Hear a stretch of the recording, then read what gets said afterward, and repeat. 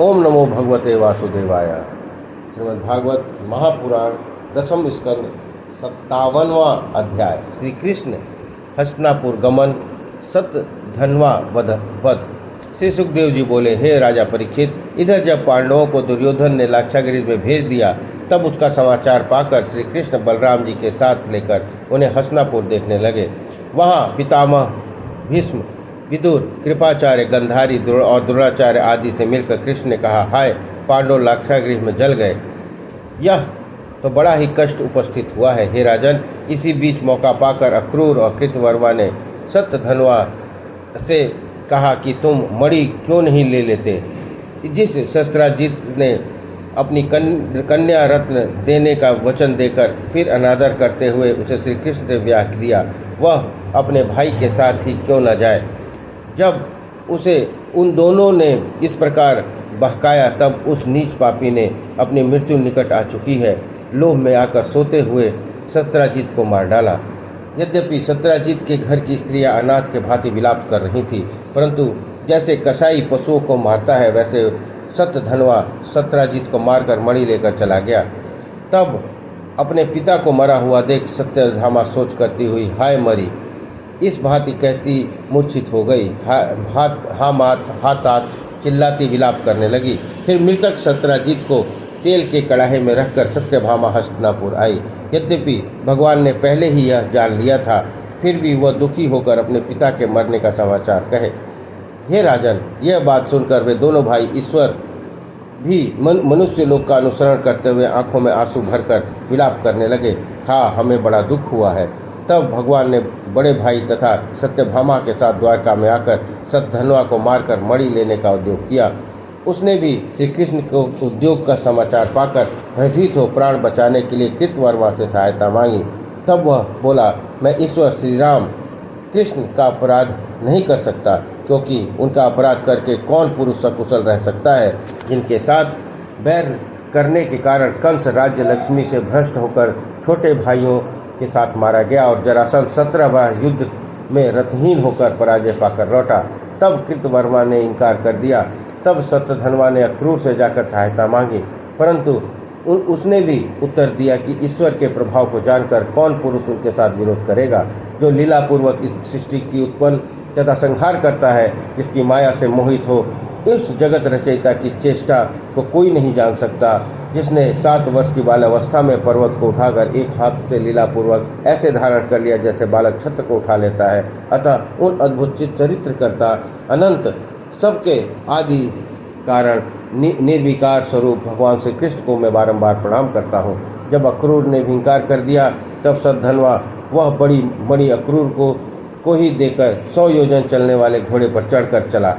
हे राजन, श्री राम कृष्ण ने गरुड़ ध्वज वाले रथ पर बैठे और बड़े वेग वाले घोड़ों के द्वारा उस दो गुरुद्रोही के पीछे दौड़े। वह मिथिला के उपवन में खड़े हुए उस घोड़ों को छोड़कर उतरता हुआ पैदल ही भागा। भगवान श्री कृष्ण ने भी उसके पीछे दौड़े। तब पैदल चलते हुए श्री कृष्ण ने शतधन्वा के मस्तक तीक्ष्ण धार वाले चक्र से काटकर उसके कपड़ों के में मणि को ढूंढा, परंतु वह मणि न मिली। तब श्री कृष्ण ने बलदेव जी के पास आकर कहा, शतधन्वा तो वृथा ही मारा गया, क्योंकि उसके पास मणि नहीं है।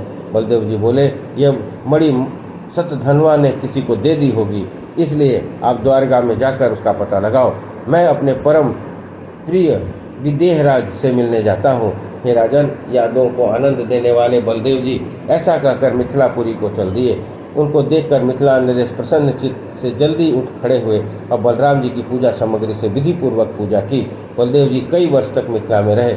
वहाँ धृतराष्ट्रपुर दुर्योधन ने आकर अवसर पाकर बलराम जी से गदा युद्ध की विद्या सीखी और महात्मा जनक ने भी प्रीतिपूर्वक दुर्योधन का बड़ा सत्कार किया। इधर सत्यभामा के प्रसन्न रखने वाले भगवान समर्थ श्री कृष्ण ने द्वारका में आकर शतधन्वा का नाश और मणि न मिलने का हाल अपनी प्रिया को कहा। फिर उन्होंने अपने सुहृदय के साथ मृतक सत्यजित की परलौकिक क्रिया करवाई। तब शतधन्वा को प्रेरणा करने वाले कृतवर्मा और अक्रूर उसका वध सुनकर भय के मारे द्वारका से निकल भागे। उनके भाग जाने से द्वारका वालों का अनिष्ट होने लगा। उन्हें दैविक और भौतिक ताप व्यापने लगे। हे राजन, उस समय कई एक मुनिजन अपने ही कहे हुए श्री कृष्ण के महात्म्य को भुलाकर ऐसा कहने लगे कि मुनियों के निवास भूत श्री कृष्ण के होते हुए अरिष्ट का दिखना कैसे संभव है। कितने ही मुनिजनों ने कहा, अक्रूर के जाने पर द्वारका में श्रेष्ठ पुरुष अब कोई नहीं है। जब इंद्र ने वर्षा न की तब कि काशी नरेश ने अपने पुरी में आए हुए श्रोफल को गादिनी नाम की कन्या दी, तब काशी में वर्षा हुई। अक्रूर जी उन्हीं के पुत्र हैं, इसलिए वह जहाँ जाते हैं वहाँ वर्षा होती है। आप ताप और महामारी आदि नहीं व्यापते, क्योंकि उनका भी अपने पिता के समान ही प्रभाव है।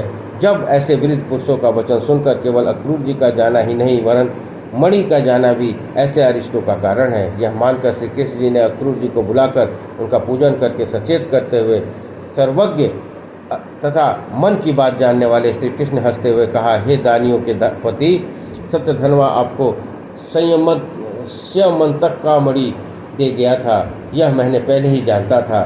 सत्यजित के पुत्र नहीं है, इसलिए उसको जल और पिंड देकर और ऋण चुकाकर शेष धन अपनी पुत्री के संतानों को लेना चाहिए, ऐसी शास्त्र में आज्ञा है।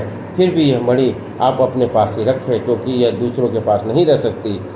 आप एक सुंदर व्रती हैं, इसलिए आपके पास उनका रहना संभव है, परंतु बड़े भाई बलदेव जी उस मणि के पीछे मेरा विश्वास नहीं करते, इसलिए हे महाभाग आप मणि दिखाकर बंधुओं को शांत कर दीजिए, क्योंकि आपने उसी प्रभाव से स्वर्ण की वेदी बनाकर अखंड यज्ञ किया था। इस प्रकार जब साम वचनों द्वारा अक्रूर जी को समझाया गया, तब उन्होंने सूर्य के समान प्रकाशमान मणि वस्त्र में ढके हुए घर से निकालकर ले आकर श्री कृष्ण को दे दी। भगवान ने वह स्यमंतक मणि अपने बंधुओं को दिखलाकर लगे हुए कलंक को उतारा, फिर अक्रूर को ही लौटा दी।